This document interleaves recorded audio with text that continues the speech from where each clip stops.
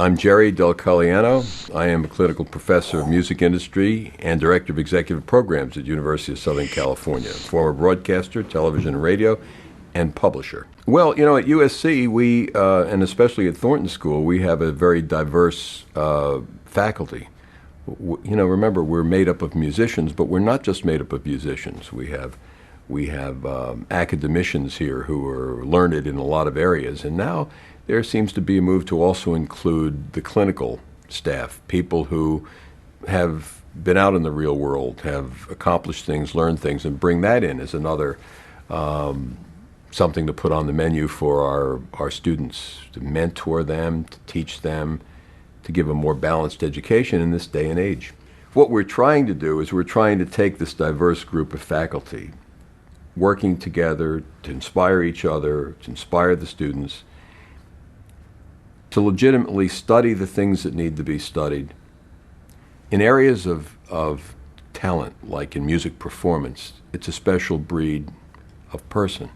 And you know, the rage these days is student-centered learning in any good university. You want to do things that's going to be helpful to the individual student.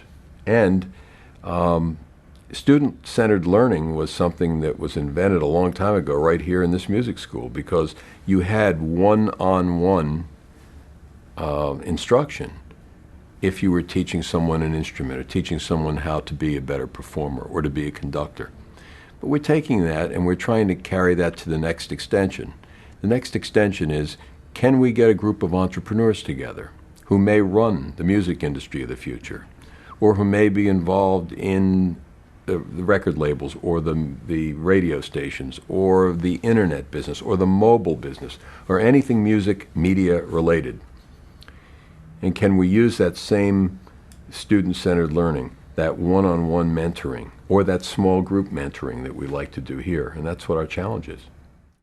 We are doing one-day executive programs, which we are doing for individual companies. We're doing one tomorrow for Emis Broadcasting, one of the top radio consolidators, in which they bring their key executives to our campus, and we prepare a program customized for them. It involves students who volunteer to do, music industry students who volunteer to do proposals or presentations for these executives. Now, in the example of tomorrow, we're going to try to help the Emis group make their radio stations more relevant to the younger demographic. And each one of my student volunteers is giving a talk on one way that they could make their stations more appealing. And then after the first person speaks, the Emis executives get to ask questions, and then we move on to the next one. After we have lunch and do a little analysis of what took place, we are going to work in small groups in the afternoon, and that means taking the Emis executives, putting them together with groups of students in independent groups, and then I will assign a project. And while they don't know this yet, I will share with you and your audience here over the great internet that we're going to ask them to develop a new format for radio. And what's really funny about it is, and I say this with all great love because I've come from the radio business, but radio business hasn't come up with a new format in 20 years, since all news.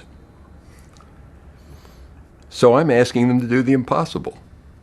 When I ask them to do the impossible, I'm going to make it possible by putting them together with the next generation of students.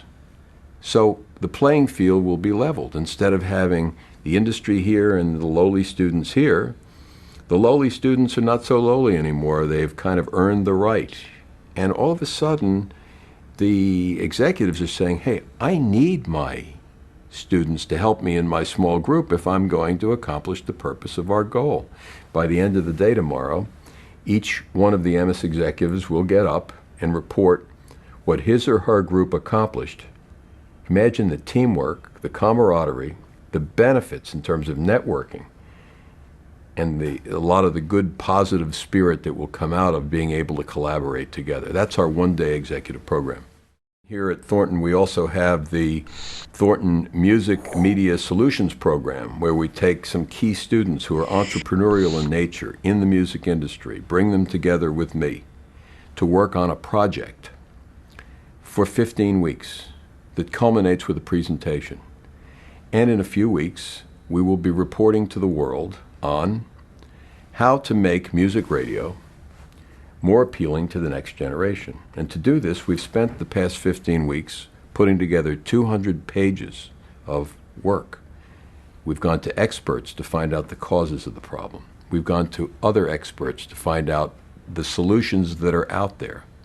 We used a study from a company that donated a study to us of 2,000 young adults nationwide that's part of our program.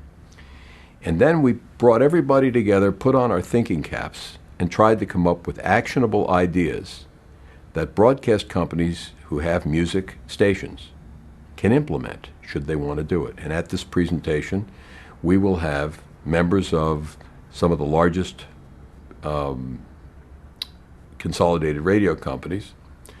We will have representatives of the internet business. We'll have people from Yahoo Music who are very interested in what we're doing here.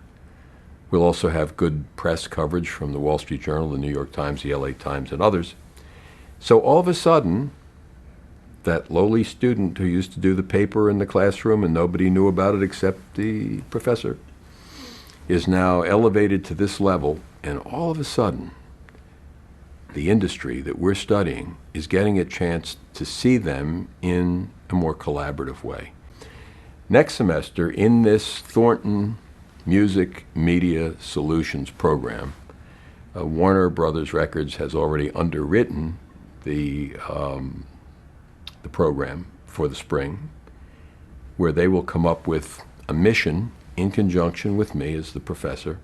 We will work for 15 weeks trying to help them solve some of the problems. Again, the students, along with the industry, working together to solve a problem, and we will do a presentation for them.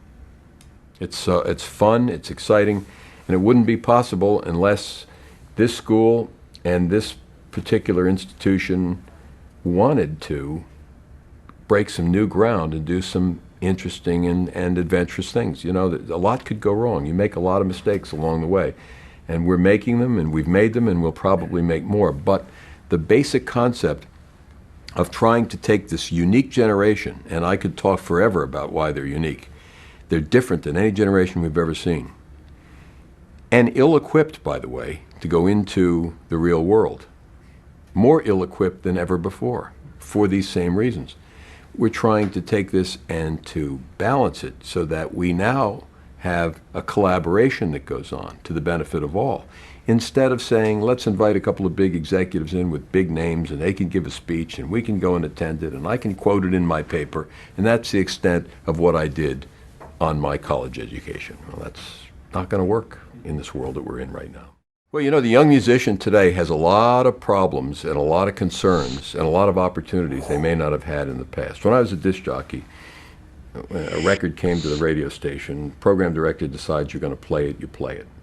We know that the record labels did what they needed to do. They had promotion departments. They came out. They used payola, whatever it is they used in the many, many incarnations of payola that came along, and influence. And the radio stations drove the revenue to sell the vinyl. Today, if you're a performer, you have a lot of things to be concerned about, which, by the way, brings me to my other class. Sounds like I'm doing a promo. Believe me, folks, I'm not doing a promo. However, I just happen to have another class called The Music Industry, Broadcasting, and the Internet. And what that's supposed to be, and it's, I hope, responsive to what you're asking, is we want to look at the music-related media in a different way.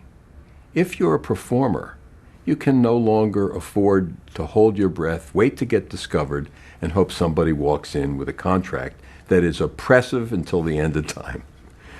So we have other problems. Instead, they don't walk in with those contracts. They walk in with contracts that are more favorable to you. Of course, they do a lot less.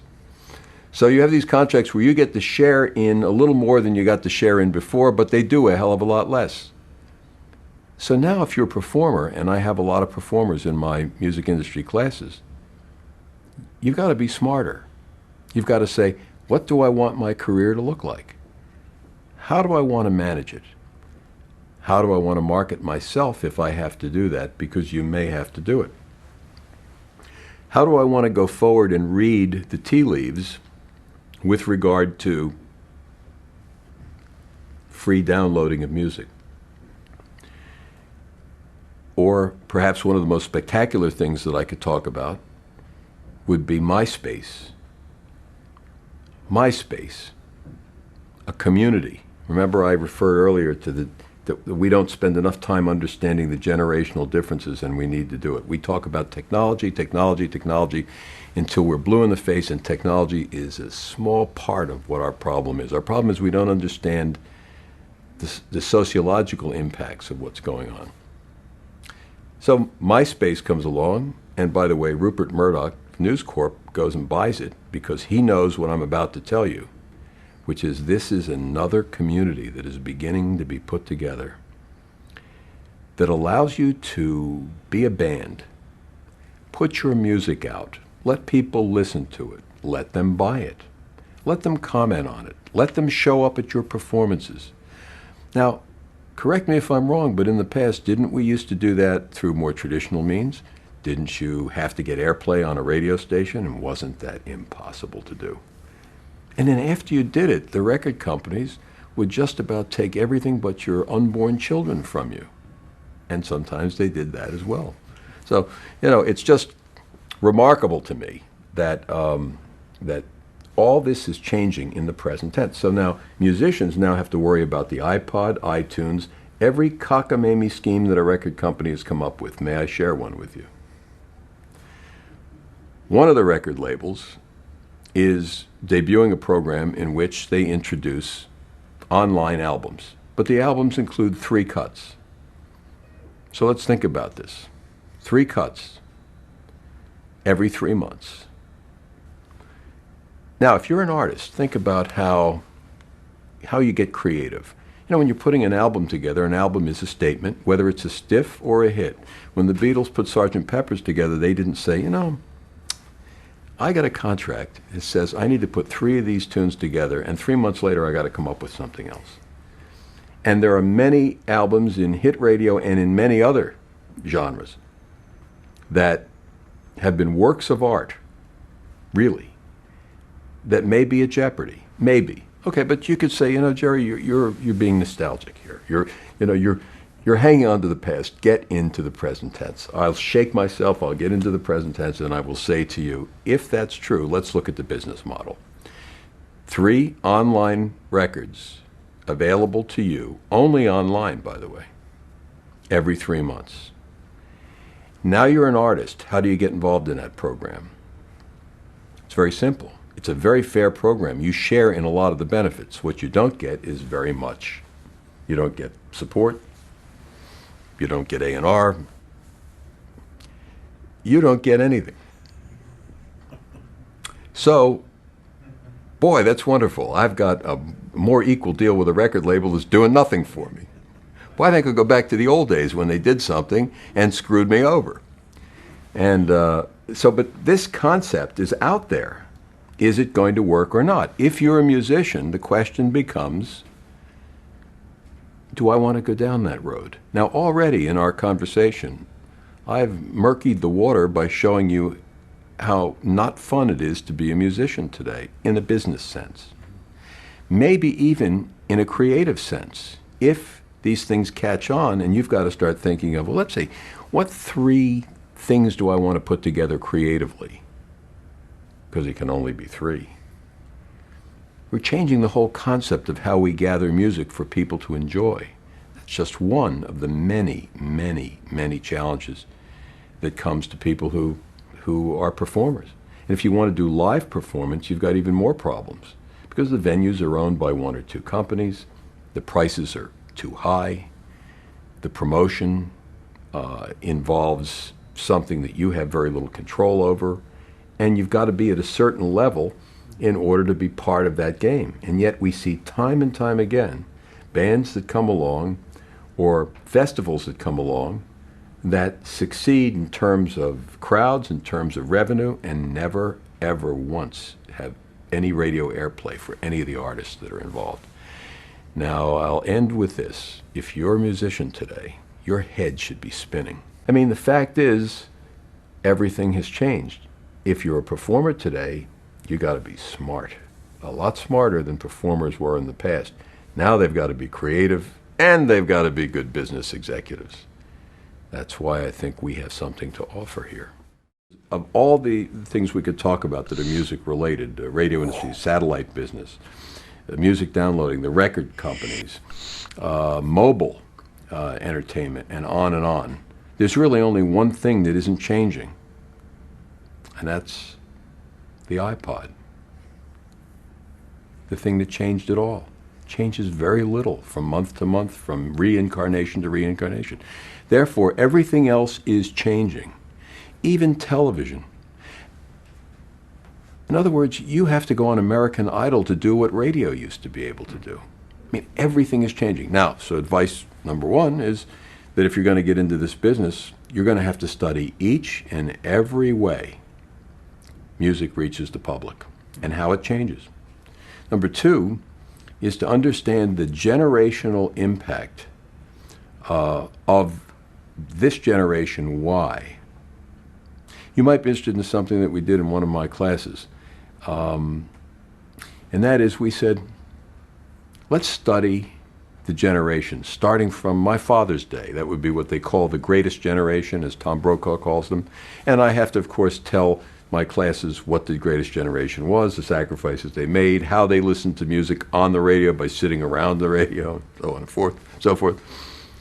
And then their children, the baby boomers, top 40, Elvis, rock and roll, Motown, Beatles, the best music ever, the most wonderful time in the history of music. They laugh. From 1965 to 1971, let's say, where you had Motown, you had Beatles, you had British Invasion, you had Philly sound, all coming together at the same time. And learn about that generation, because our generation, we have children in two generations, because baby boomers married, divorced, remarried again. We have Generation X and Generation Y. Well, Generation X is kind of a permutation of baby boomers in a lot of ways. They're different, but they do resemble baby boomers. Generation Y, our second group of kids with our second or third wives or whatever, and I'm generalizing here, is these people have nothing in common with what went before, and they have several extenuating circumstances. Number one is that their mothers worked. Their mothers were able to work on an equal level with the father. There was a change in terms of gender equality. Number two, they were latchkey children. Therefore, they had a lot of time on their hands. They had to manage themselves, manage their friendships, manage their social life. And number three, they had a new way to communicate called the internet that enabled them to have their own world. And in their own world, they created something that they understand best, that no marketer has figured out yet. And by the way, they don't understand the generation that's following them, their brothers and sisters. When you speak to them about their brothers and sisters, they say, they're spoiled.